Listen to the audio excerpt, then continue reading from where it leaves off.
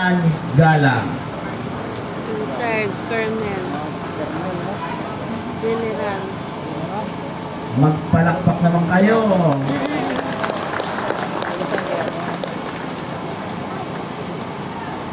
Magandang hapon po sa ating lahat na nandito ngayon. Magandang hapon kay Kunsihal Rani at sa lahat po ng mga taga Quezon City, yung mga naka-orange. Alam niyo po, bago ko po simulan yung ating maikling talumpati sa inyo, nagpapasalamat po ako na nandito kayo.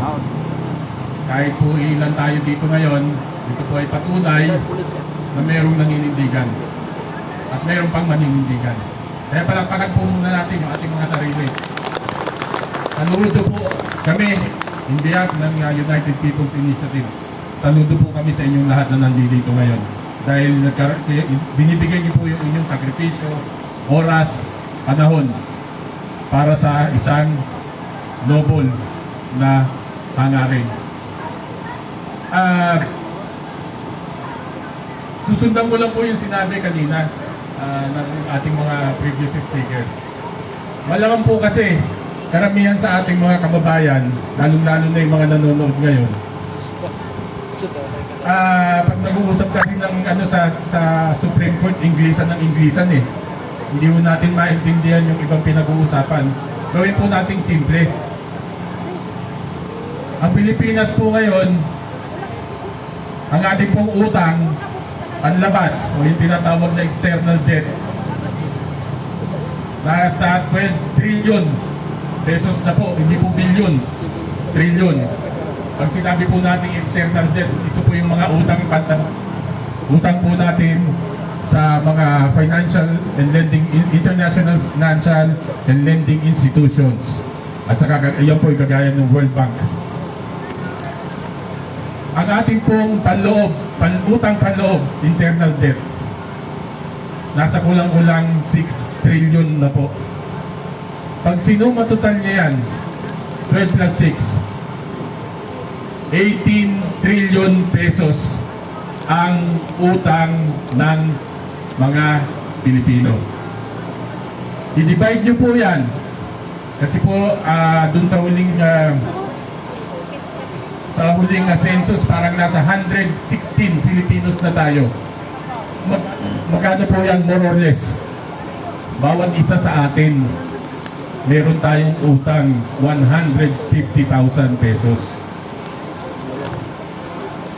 So yung mga kasama natin sa kapulisan na nandyan, bukod dun sa loan ninyo sa APSLAI, sa AMSLA, sa PSSLAI at sa kung ano pang ISLAI, meron pa kayong 150,000 na utang. Kasama kayo dun.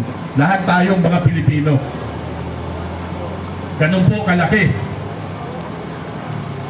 ang ating pagkakautang. Ano po masakit dito? Nangutang po ang administrasyong ito. Ang masakit, para po ito sa mga proyekto ng gobyerno. Pero ano nangyari? Inilagay dun sa mga unprogrammed. Para saan? Ipinatok dun sa mga flood control projects. Ngayon, ano po nangyari? Nawala ang pondo.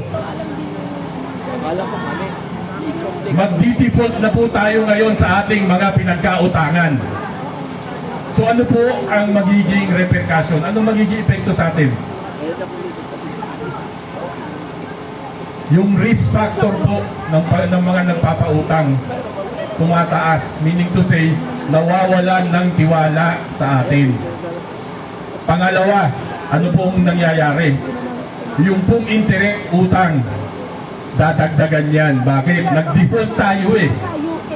Wala akong pinagkaiba sa nangutang kayo doon sa kaibigan nyo, may usapan kayong interest, hindi kayo nakabayad sa oras, papatungan. Tanong, sino ngayon ang magbabayad dito sa mga utang na to? Tayo. Sino yung pinaka-apektado? Tayo, lalo na yung mga middle income na Pilipinos. itong mga pulis natin, itong mga sundalo natin, hagit na hagit kayo doon sa interest na yun. Bakit? Automatic pagsahod nyo, withholding tax, kaltas na. Kaya kayo yung unang ninakawan. Pakilagay nyo yan sa mga isip nyo, pag-isipan nyo maigi. Automatic ang withholding tax sa inyo. Kaya kayo ang unang ninakawan ng mga gahamang politiko na to.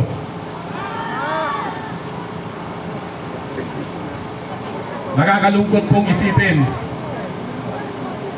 Pero parang walang pakialam yung ating ibang kababayan.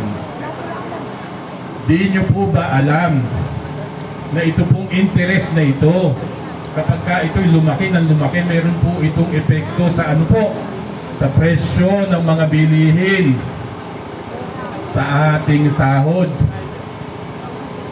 sa cost ng matrikula ng ating mga anak. Maaring sa ngayon, hindi nyo pa nararamdaman yan. Pero susunod na taon, pangalawa, pangatlo, tingnan nyo po, baka ito lang opening ng klase ngayon, magkano na in-increase ng tuition sa mga bata. Nagsara na naman yung Strait of Hormuz na ginagawa palaging rason ng mga kartel ng langis. Meron pa po ba tayong pera na gagamitin? Pag tumaas at itinaas na naman ng mga kartel na ito yung presyo ng gasolina, asahan nyo yan sa isang linggo, pagtuntong ng Martes, dahil kasasara lang nitong Strait of Hormuz, nagkaroon na naman ng rason itong mga kartel na to para itaas na naman ang presyo ng langis. Kakayanin pa ba natin?